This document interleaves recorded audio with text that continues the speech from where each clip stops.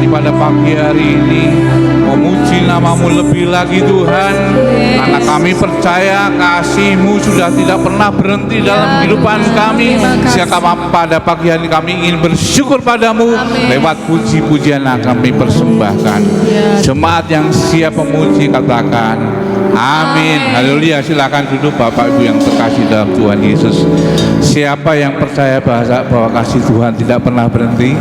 Haleluya. Lambaikan tangan. Kasih Tuhan tidak pernah berhenti dalam setiap langkah kehidupan kita. Amin. Mari kita katakan bahwa kasih Tuhan sungguh luar biasa dalam hidup kita. Amin. Haleluya.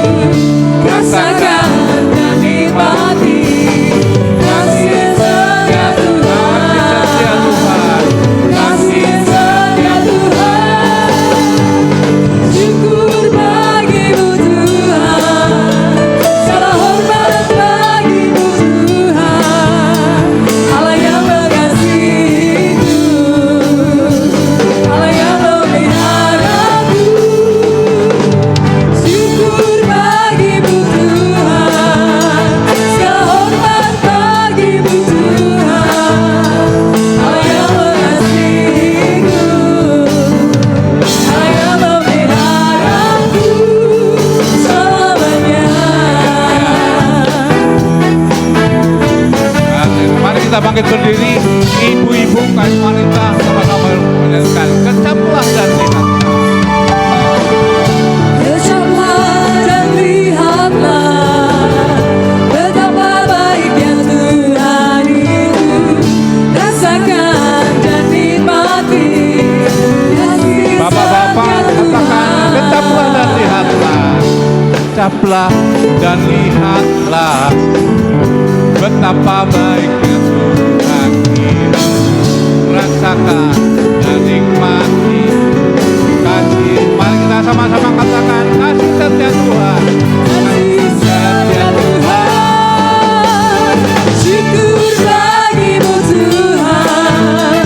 Segala hormat bagimu Tuhan. Allah yang mengasihiku, Allah yang memeliharaku. Syukur bagimu Tuhan. Segala hormat bagimu Tuhan. Allah yang mengasihiku, Allah yang memeliharaku. Syukur bagimu Tuhan. Segala hormat bagimu Tuhan. Allah yang mengasihiku, Allah yang memeliharaku. Allah yang mengasihiku, Allah yang memeliharaku. Allah yang mengasihiku, Allah yang memeliharaku selamanya, selamanya, selamanya. Mari kita terus memuji nama Tuhan, karena Dia Raja sebagai Raja di atas segala Raja. Nama Tuhan nama yang ajaib. Amin. Nama Tuhan nama yang berkuasa. Amin. Mari kita bangkit bersama serukan nama Yesus. Haleluya.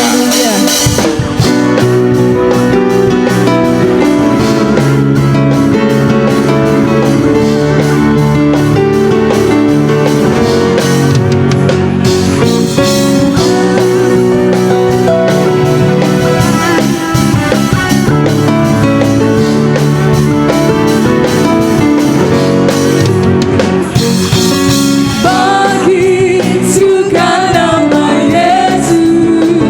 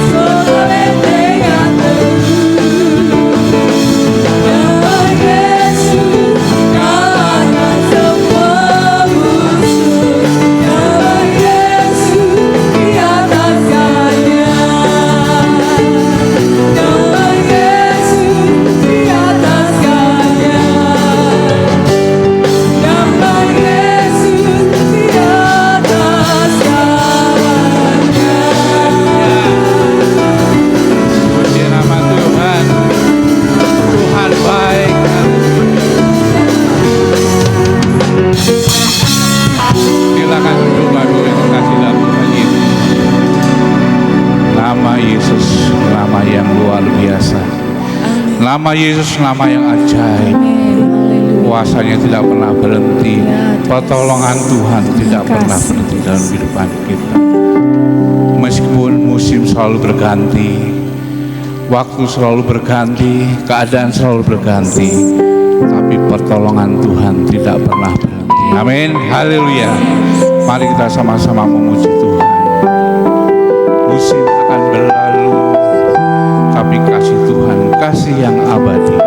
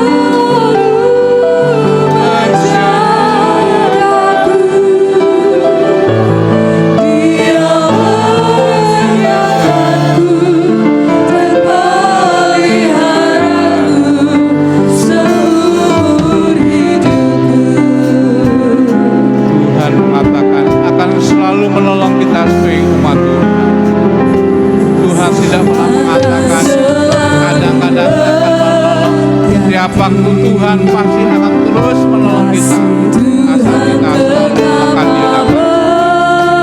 Oh Yesus, terima kasih Tuhan.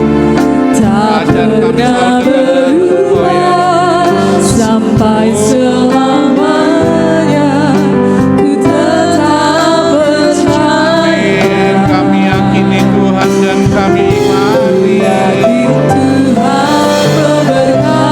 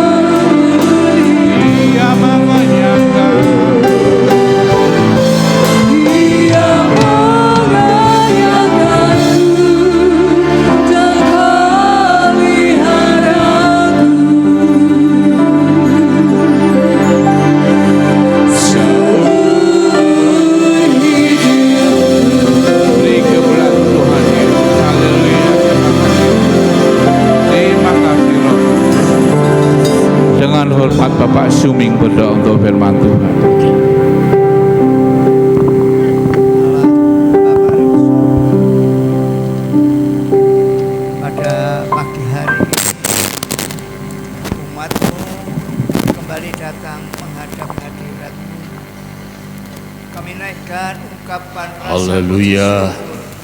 atas kasih-Mu, pemeliharaan Puji bagi Tuhan. sepanjang minggu ini. Bapa, Haleluya. sudah Haleluya. mengagungkan, besarkan akan nama-Mu. Sebab tidak ada Allah lain yang layak terima puji, hormat, kemuliaan selama-lamanya. Haleluya. Terima kasih Tuhan. Kristus.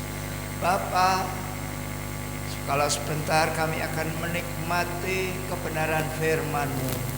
Urapi setiap umat-Mu Bapa, dari pribadi lepas pribadi. Terima kasih Tuhan. Hanya Engkau ya Bapa yang mengetahui isi hati umat-Mu. Biarlah Engkau berfirman. Haleluya. Haleluya. Pakai hamba-Mu Tuhan yang Kau persiapkan pagi hari ini. Pengurapan-Mu menyertai hamba-Mu.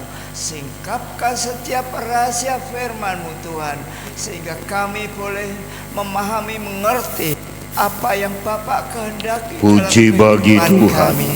Berfirmanlah Tuhan, kami siap untuk mendengarkan kebenaran firman-Mu hanya dalam satu nama, Tuhan Yesus Kristus, Gembalaku yang baik. Amin. Amin. Silakan duduk kembali. Haleluya. Puji Tuhan. Seperti tadi pagi saya katakan, kok lebih mantap ketika kita bilang haleluya sambil melambaikan tangan. Haleluya. Haleluya.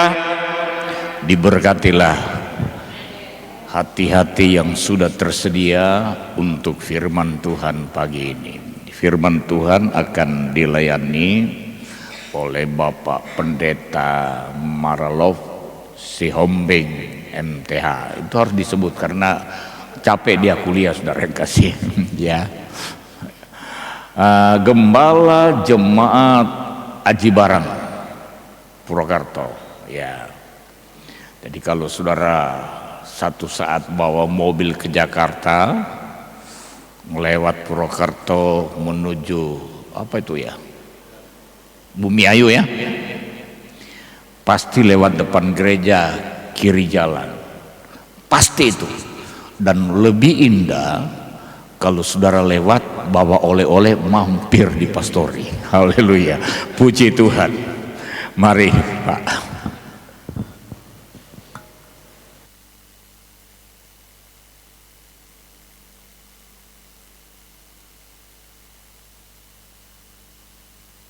Puji Tuhan. Puji Tuhan. Haleluya. Kita bersyukur kepada Allah kita yang luar biasa, saudara ya. Dia baik bagi saudara, dia juga baik bagi saya. Jadi hamba-hamba Tuhan juga menikmati kebaikan dan kemurahan Tuhan. Jadi itu yang selalu membuat kami para hamba Tuhan ini bisa bertahan dalam pelayanan. Ketika melihat kemurahan Tuhan dinyatakan di tengah-tengah anak-anak Tuhan dan juga di tengah-tengah pekerjaan Tuhan, kami para hamba-hamba Tuhan juga menikmatinya. Haleluya. Puji Tuhan untuk kesempatan yang diberikan. Saya bersyukur dan berterima kasih kepada Tuhan dan juga kepada Bapak Pendeta Yafet Montalili MA. Beliau juga sudah kuliah, saudara ya, dan kita sama-sama belajar firman Tuhan. Jadi pendeta juga belajar, saudara ya. Kami tidak asal-asalan, tapi kami belajar firman Tuhan, supaya apa yang disampaikan, apa yang dilayankan kepada anak-anak Tuhan bukan cuma sekedar emosi, tapi ada kebenaran-kebenaran yang disampaikan. Puji Tuhan, sudah disebutkan nama saya dan tempat pelayanan saya. Saya sangat berharap kalau saudara lewat, saudara mampir. Sebab firman Tuhan katakan, secangkir air sejuk saja ada upahnya. Jadi kalau saudara mampir, saya kasih air putih saja, saya dapat upah. Bayangkan kalau 100 orang mampir, banyak sekali upah buat saya, buat pekerjaan Tuhan di sana. Baik, kita mulai firman Tuhan. Saya membawa firman Tuhan, Allah beri pertumbuhan. Kita memulainya dari 1 Korintus 3 ayat 6 dan 7. 1 Korintus 3 ayat 6 dan 7. Ya. Aku menanam, Apolos menyiram, tetapi Allah yang memberi pertumbuhan. Karena itu yang penting bukanlah yang menanam atau yang menyiram, melainkan Allah yang memberi pertumbuhan. Puji Tuhan. Silakan duduk Bapak Ibu sekalian. Saudara, penjelasan dari firman Tuhan ini bahwa seperti apapun pelayanan dari yang ada, yang memberi pertumbuhan adalah Allah. Ya, yang memberi pertumbuhan adalah Allah. Saudara, dalam pelayanan-pelayanan yang saya kerjakan, yang kami kerjakan, ada banyak, ada berbagai macam anak Tuhan. Dari waktu saudara, mereka ada yang cepat menjadi baik, cepat mengalami begitu banyak hal-hal luar biasa. Tapi ada juga yang sudah sekian lama saudara, masih setiap kali om tolong om tolong om, susah om, masih ada saudara. Dari usia dalam berjemaat sudah seharusnya dia mengalami hal-hal luar biasa.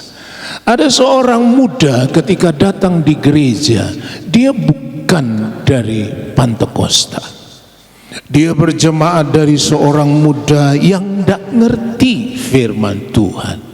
Belajar, lalu mulai dibaptis, masuk dalam baptisan air, kemudian terus maju, suka dalam persekutuan doa, dia penuh dengan Roh Kudus, dan dia mulai mendapat karunia saudara. Jadi kalau berdoa dengan dia, hati-hati. Kalau saudara berbuat dosa, dia akan tunjuk saudara. Sayang, dia pindah ke tempat lain, saudara, bukan ke gereja lain, dia pindah daerah. Sekali waktu dia datang pulang ke Aji Barang, lalu berdoa bersama. Pas kami adakan doa, dia hadir di situ. Dia berdoa dengan kami. Tiba-tiba dia berdiri dan dia tunjuk satu anak Tuhan, dan dia cerita, kamu begini. Itu jemaat tinggal kebingungan saudara, kebingungan dia. Tapi apa yang dia perkatakan betul, saya yang dengar, lo betul saudara. Itu tidak pernah dia dapat yang saya latih kayak kamu harus gini-gini ya, pura-pura begini, nanti kalau begini. Tidak pernah saudara. Tapi Allah membuat dia seperti itu, dia tumbuh. Jadi yang memberi pertumbuhan adalah Allah. Ada yang lebih lama dari anak Tuhan itu, yaitu tadi tiap kali ketemu, ya gimana lah om. Artinya saudara, dari itu saya melihat bahwa seseorang itu bertumbuh bukan karena manusia, tapi karena Allah. Karena Allah. Saudara boleh berjemaat sekian puluh tahun, tapi kalau saudara tidak bertumbuh dan tidak mendapatkan pertumbuhan dari Allah, saudara tidak jadi apa-apa. Tidak jadi apa-apa. Ada jemaat yang begitu saudara, datang beribadah, tiba-tiba pamit, saya mau pindah gereja. Yang pendeta yang mau pindah gereja, ya monggo, mudah-mudahan di sana jadi lebih baik. Ada yang datang pamit baik-baik, ada yang pakai WA. Ya sudahlah, namanya juga gembala toh. Itu terjadi. Nah saudara, pertumbuhan kita, pertumbuhan saudara dan saya itu adalah karena Allah. Itu sebabnya dikatakan di dalam Kolose pasal yang kedua ayat yang Kolose pasal 2 ayat yang ke-7 dikatakan, hendaklah kamu berakar di dalam Dia dan dibangun di atas Dia. Hendaklah kamu bertambah teguh dalam iman yang telah diajarkan kepadamu, dan hendaklah hatimu melimpah dengan syukur. Ayat itu berkata, hendaklah kamu berakar, dan itu disandingkan dengan dibangun di atas Dia. Artinya saudara, akar saya dan dasar di mana saya berdiri dan dibangun adalah Kristus. Kita diharapkan berakar, artinya kita mencengkram, sebab akar itu akan turun dan dia mencari yang bisa dia cengkram dengan kuat, dan dia menyerap apa saja dari yang dia cengkram itu. Jadi akar saya harus turun dan bertemu dengan sesuatu yang bisa dipegang dengan kuat, dan dari situ akar itu menyerap untuk apa? Menjadi kebaikan dari pokok yang akarnya menjulur tadi. Nah, kita diajak untuk berakar dalam Kristus. Saya mengajar jemaat itu yang tadi saya ceritakan. Dia berakar, akarnya ketemu dengan Kristus. Dari situlah dia menyerap hal yang indah dari Kristus, sehingga dia bertumbuh dengan baik dan menghasilkan buah. Kalau orang tidak mau berakar, akarnya tidak sampai kepada Kristus, maka bingung kita apa yang dia serap. Akar itu sampai kepada Kristus. Ayat yang ke-9 dari Kolose pasal 2 itu berkata begini, sebab dalam Dialah berdiam secara jasmania seluruh kepenuhan kealahan. Artinya di dalam Kristus yang kepadanya kita diajak untuk berakar tadi, maka di dalam Kristus yang kita berakar itu, di dalam Dia berdiam kepenuhan Allah.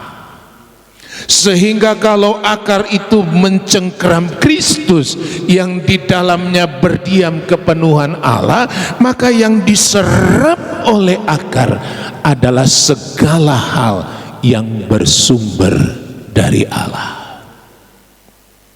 Jelas saudara, kita lihat kenapa saya harus berakar kepada Kristus, supaya saya bisa menyerap apa yang ada pada Kristus itu dengan luar biasa. Kalau kita melihat firman Tuhan, betapa dahsyatnya orang-orang yang mencengkeram Kristus itu, dan itulah yang mau kita kerjakan hari-hari ini. Ketika murid-murid berkata sedang menangkap ikan dan dapat ikan, Yesus katakan, tebarkan jalamu. Petrus berkata, Tuhan, sudah semalaman kami menebar jala dan tidak dapat ikan, tapi karena Engkau yang suruh. Dengar baik-baik kata-kata itu, karena Engkau yang memerintahkan, kami tebarkan jala. Dia mencoba mengambil dari apa yang ada pada Kristus, dan hasilnya jala itu penuh, bahkan hampir koyak. Jadi kalau kita mencoba untuk mengulurkan akar dan mencengkeram kepada Kristus, kita akan meraih banyak hal yang luar biasa. Itu firman Allah. Saudara, mencengkeram kepada Kristus, karena di dalam Kristus berdiam segala kepenuhan Allah. Yang kedua, apa yang ada di situ saudara? Kita lihat pada Efesus pasal 1. Efesus pasal 1 ayat 18. Dan supaya ia menjadikan mata hatimu terang, agar kamu mengerti pengharapan apakah yang terkandung dalam panggilannya, betapa kayanya kemuliaan bagian yang ditentukannya bagi orang-orang kudus, dan betapa hebat kuasanya bagi kita yang percaya sesuai dengan kekuatan kuasanya. Ada 3 yang kita tangkap di ayat-ayat itu. Supaya mata hatimu terang, supaya saya dan saudara ngerti apa sih yang kita akan dapatkan dari kita mengikuti panggilan di dalam Kristus. Yang pertama dikatakan ada pengharapan dalam panggilan itu. Yang kedua ada bagian yang besar dan mulia. Dan yang ketiga ada kuasa yang hebat. Saudara lihat, saudara, kenapa saya harus berakar? Kalau saya ingin melihat pengharapan, kalau saya ingin terus ada pengharapan, saya harus ada mencengkram Kristus.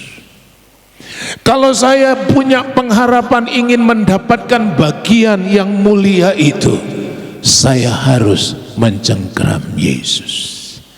Kalau saya ingin mengalami kuasa yang hebat itu, saya harus mencengkram Yesus. Karena itu ada di dalam panggilan Kristus tadi. Lihat Efesus tadi bukan? Supaya mata hatimu terang dan dapat menangkap apa yang ada di dalam panggilan dari Kristus itu. Saya dan saudara diharapkan berhasil mengulurkan akar kepada Kristus. Saudara dengar baik-baik, kita butuh kehidupan yang berbuah hari-hari ini. Kita butuh kehidupan yang menghasilkan buah hari-hari ini. Buat kita nikmati, buat orang lain nikmati, buat gereja nikmati, saudara. Buat gereja nikmati. Dan itu tergantung kepada saya dan saudara. Apakah kita mau berakar kepada Kristus atau tidak? Itu yang kita perlu perhatikan hari-hari ini. Sekarang kita melihat satu hal, saudara, di dalam Filipi pasal 3 ayat yang ke-19. Filipi 3 ayat 19. Kesudahan mereka ialah kebinasaan, Tuhan mereka ialah perut mereka, kemuliaan mereka ialah aib mereka, pikiran mereka semata-mata tertuju kepada perkara duniawi. Nah saudara, ini sebagian orang, sebagian anak-anak Tuhan yang dikeluhkan oleh Paulus. Ada orang-orang yang hidupnya bertuhankan perut. Kita perlebar saja, ada orang-orang yang mementingkan kedagingan, bertuhankan perut, bangga dengan aib, bangga dengan aib, lalu pikirannya hanya tertuju kepada duniawi saja. Jadi sebagian orang tidak mengulurkan akarnya kepada Kristus, tapi akarnya itu terulur kepada perkara-perkara ini tadi, kedagingan dan duniawi itu, kedagingan dan duniawi. Dan saudara, kalau itu yang terjadi, akan sangat memprihatinkan. Tapi itulah yang dicatat oleh firman Tuhan, bahwa ada sebagian orang yang hidupnya seperti ini, hanya mikiri kedagingan, hanya mikiri perkara-perkara dunia, saudara, dan bangga dengan aib, bangga dengan aib, hal-hal yang menjijikkan.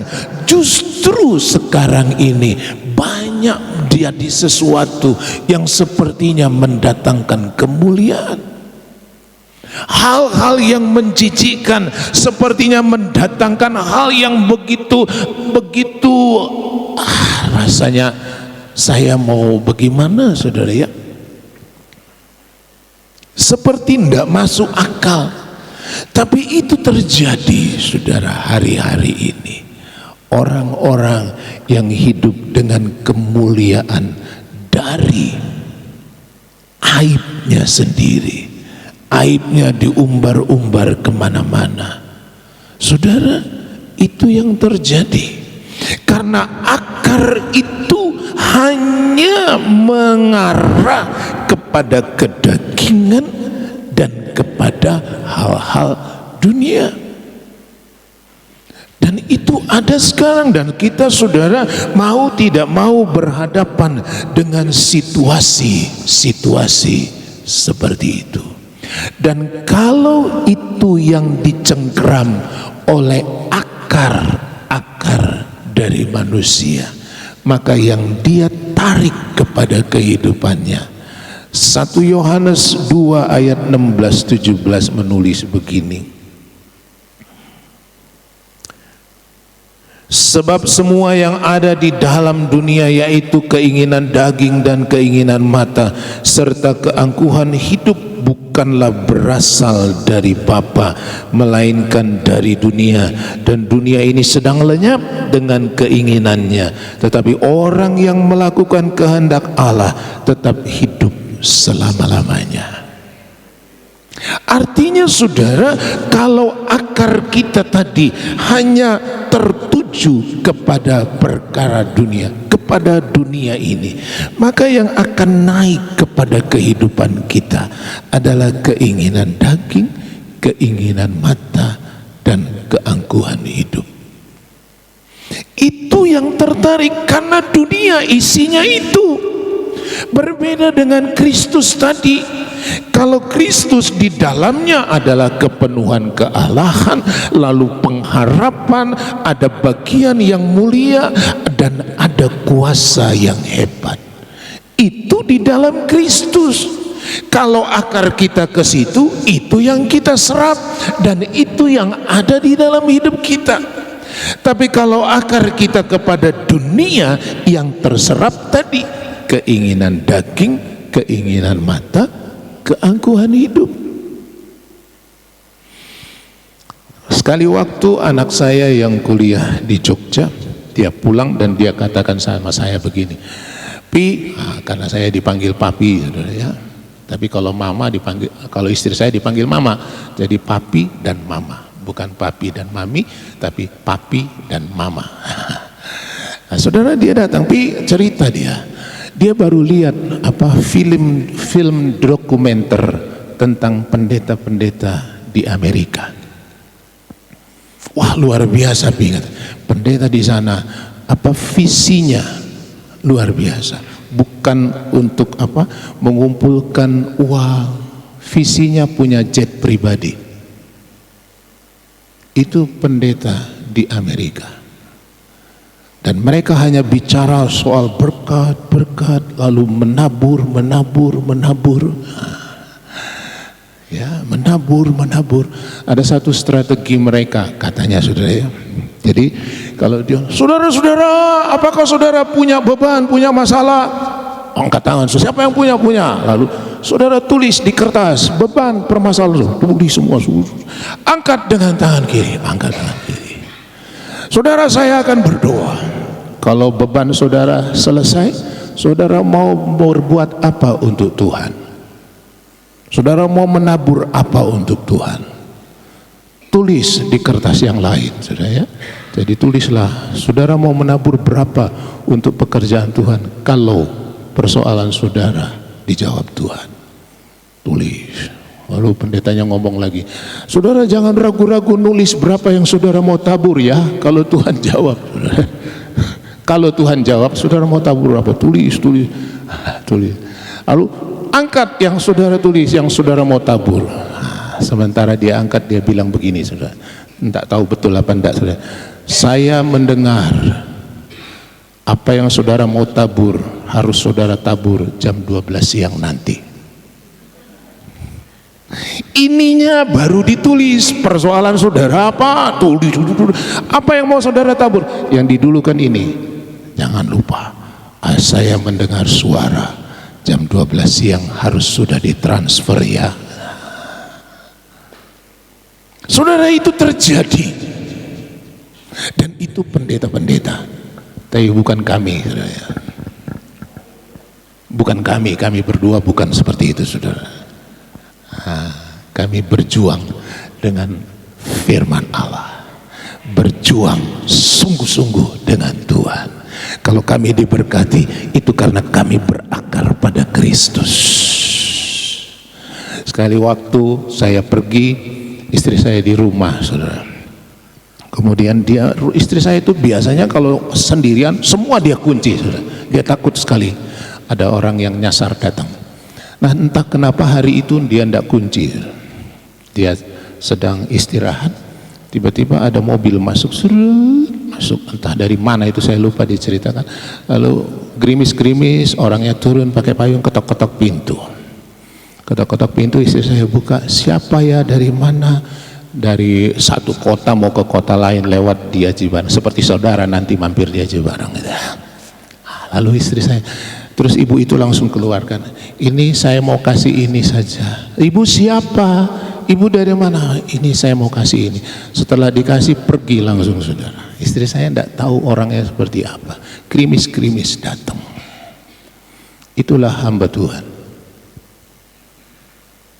Itulah hamba Tuhan.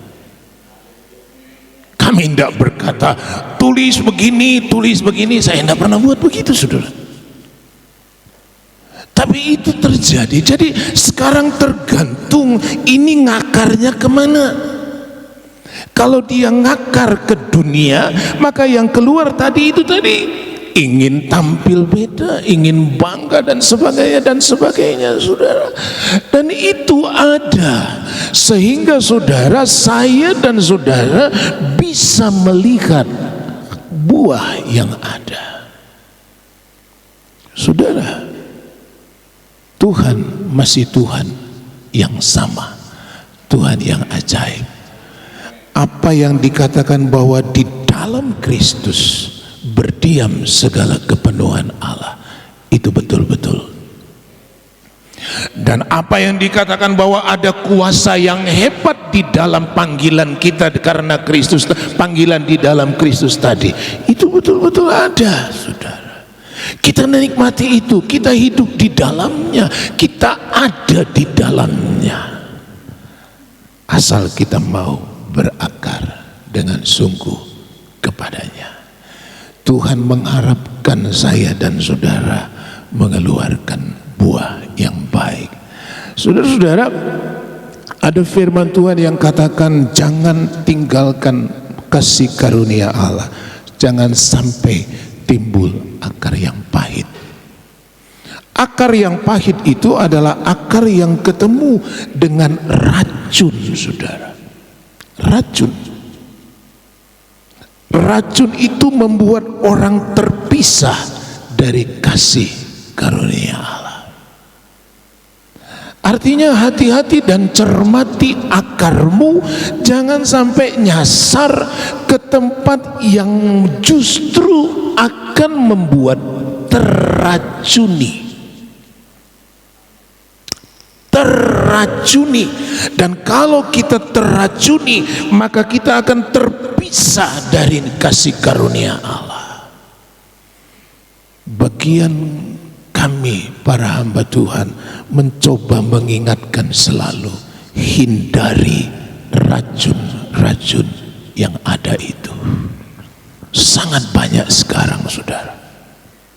Ada yang ngajar tentang perjanjian garam, saudara. Kalau saudara rajin lihat YouTube, saudara akan lihat itu. Ada yang ngajar perjanjian garam. Semua jemaatnya dipanggil, lalu di depan itu digelar garam krosok, itu saudara tahu ya?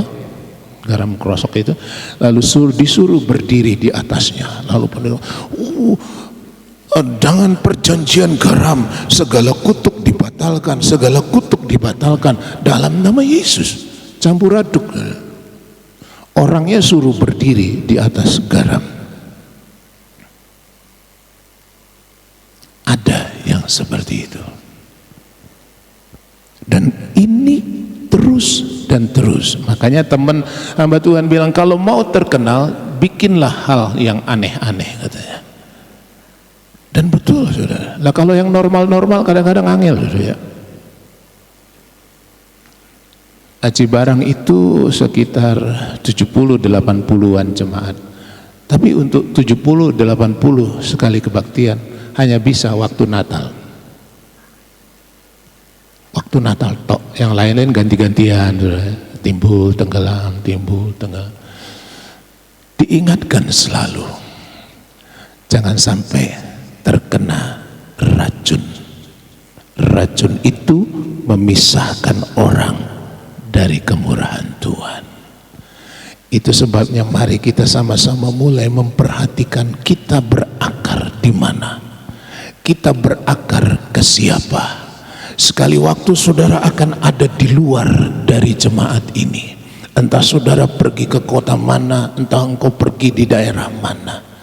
Apakah di situ engkau bisa menunjukkan buahmu yang dahsyat atau tidak? Itu tergantung bagaimana engkau berakar.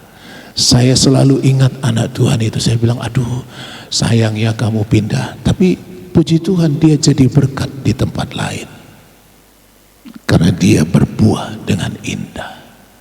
Berbuah dengan indah. Anak-anak saya juga pada keluar kota, saudara. Jadi, tapi ya bagaimana saatnya mereka pergi keluar. Yang membuat saya senang ketika mereka di sana tetap berbuah dengan baik. Itu saja, saudara. Sebab itulah kerinduan kita bersama, berbuah dengan baik. Lukas 13, saudara. Lukas 13.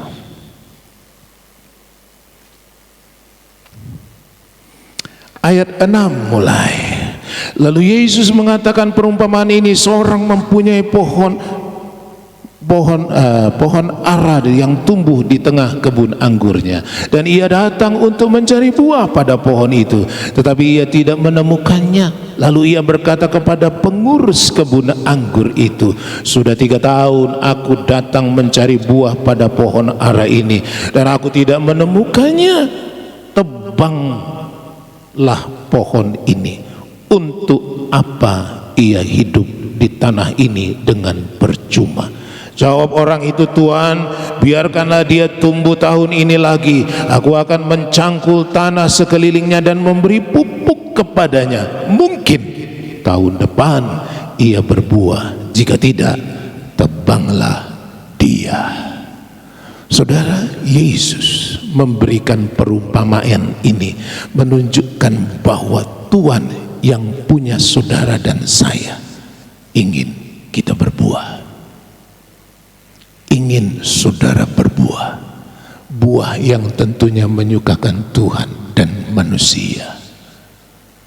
Sampai berapa lama lagi Tuhan harus tunggu, saudara?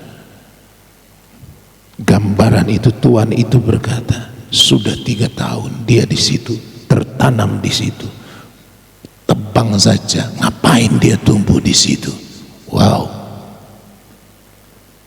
Tapi pengurusnya berkata, Tuhan tunggu dulu, kasih dia kesempatan. Saya tidak tahu apakah ini kesempatan kedua yang Tuhan berikan kepada kita. Tapi yang jelas Tuhan menantikan buah kita bersama. Itu sebabnya perhatikan hidupmu. Apakah akarmu tertuju kepada Kristus atau tidak? Sampai hari ini kita perhatikan dengan baik, dengan seksama, bagaimana kita ada menjalani hidup kita. Tuhan mencari buahmu, Tuhan ingin menikmati buahmu, dan Tuhan mau engkau mengeluarkan hal-hal yang indah itu. Dia memberi kesempatan kepada saya, dia memberi kesempatan kepada saudara. Dan kalau kesempatan itu tetap disia-siakan, saya tidak tahu lagi. Tapi kemurahan Tuhan, kalau pagi ini kita mendengar firman Tuhan seperti ini, Tuhan masih sayang kepada saudara, Tuhan masih rindu saudara boleh menghasilkan buah yang indah bagi hormat dan kemuliaan nama Tuhan. Mari kita berdiri sama-sama.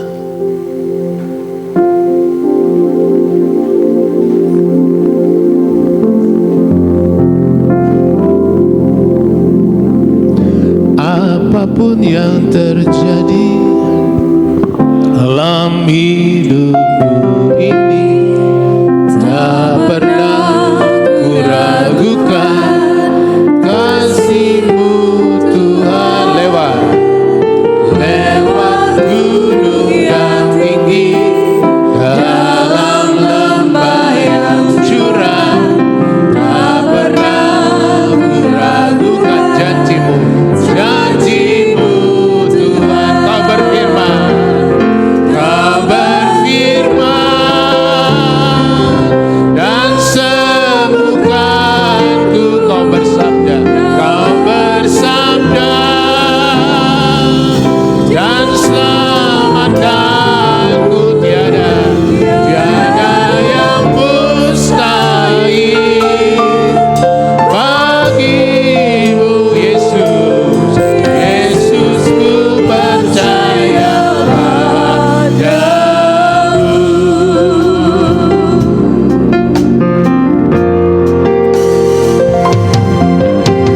Apapun yang terjadi dalam hidupku ini, tak pernah ku ragukan kasih-Mu Tuhan. Lewat gunung yang tinggi, dalam lembah yang curam, tak pernah ku ragukan janji-Mu Tuhan. Kau berfirman dan sembuhkan. Haleluya. Kau bersabda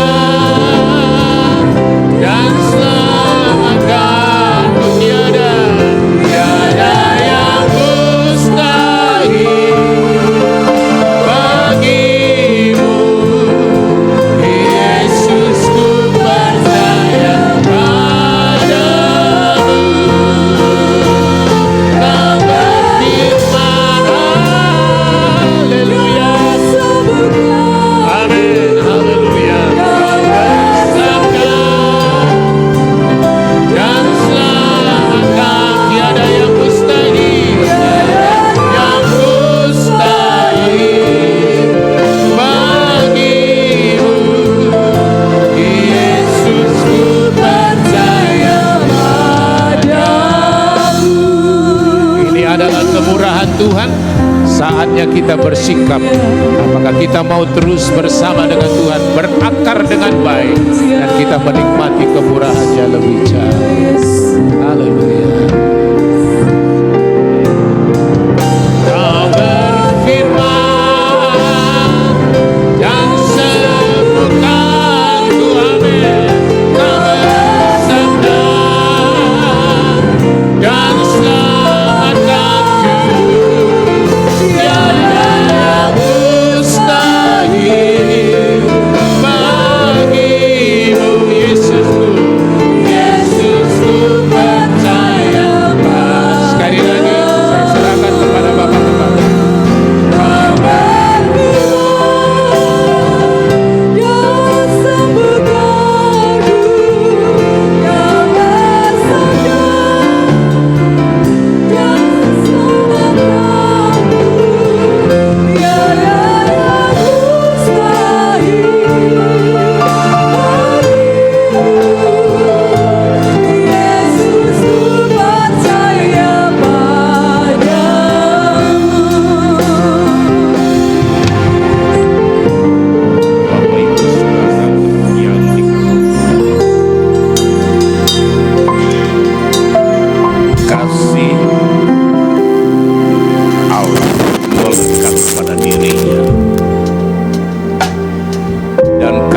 saja cukup untuk menjawab seluruh persoalan.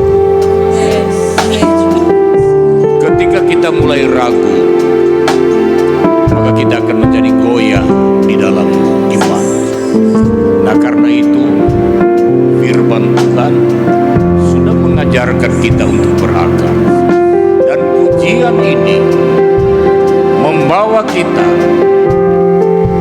untuk mengimani firman Allah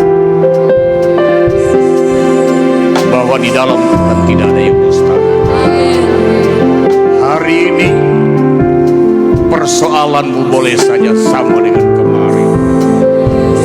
Saya hanya ingin mengatakan, pastikan bahwa engkau percaya kuasa Allah, kasih-Nya cukup untuk menjawab kebutuhan hidupmu pagi ini. Kau berfirman dan sembuhkanku. Amin, haleluya. Angkat tanganmu, angkat tanganmu.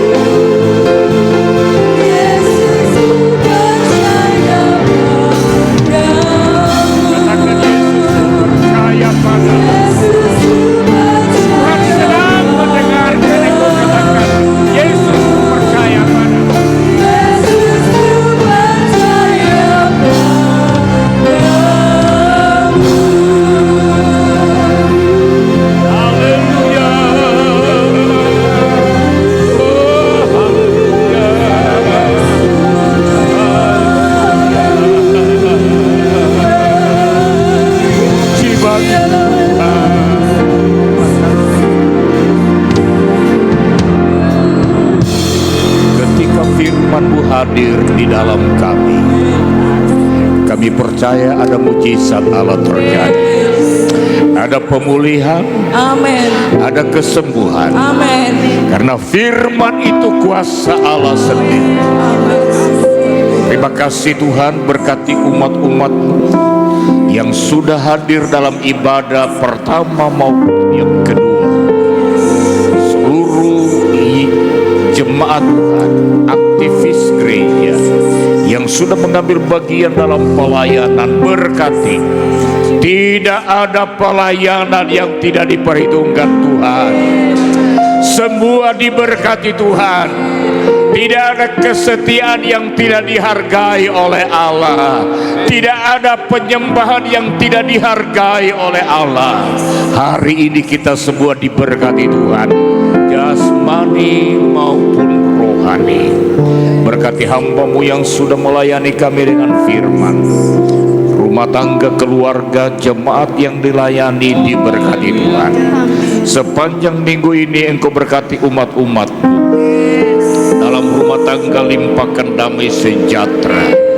Dalam pekerjaan pekerjaan Engkau buat mereka berhasil. Di tengah-tengah kehidupan yang semakin sulit, anak-anak Tuhan dalam perlindungan Allah. Ada anak Tuhan dituntun untuk terus menikmati berkat Allah, menikmati pertolongan Allah. Harapan-harapan di dalam Tuhan digenapi, membawa kami semua semakin kuat di dalam Tuhan. Terima kasih Bapa di sorga. Jemaat Tuhan yang tidak sempat hadir hari ini, Engkau tahu apa yang menjadi pergumulan mereka. Tuhan kerja tolong agar minggu yang akan datang kembali bersama kami ikuti ibadah raya memuji dan memuliakan nama Tuhan. Makasih Tuhan, sebuah korban persembahan pengembalian milik Allah yang dipersembahkan, dikembalikan hari ini, Engkau kembalikan dengan berkat limpah dalam usaha pekerjaan mereka. Kedangkan tanganmu saudara, kiranya Tuhan memberkati dan melindungi engkau. Tuhan menyinari engkau dengan wajah-Nya dan memberikan engkau kasih karunia. Tuhan menghadapkan wajah-Nya kepadamu dan memberimu damai dan sejahtera. Oleh sebab itu pulanglah, terimalah dan bawalah berkat sempurna dari Allah Bapa, kasih sayang melalui putranya yang tunggal Yesus Kristus Tuhan, penyertaan dan pimpinan Roh Kudus menyertai kita semua pagi ini sampai selama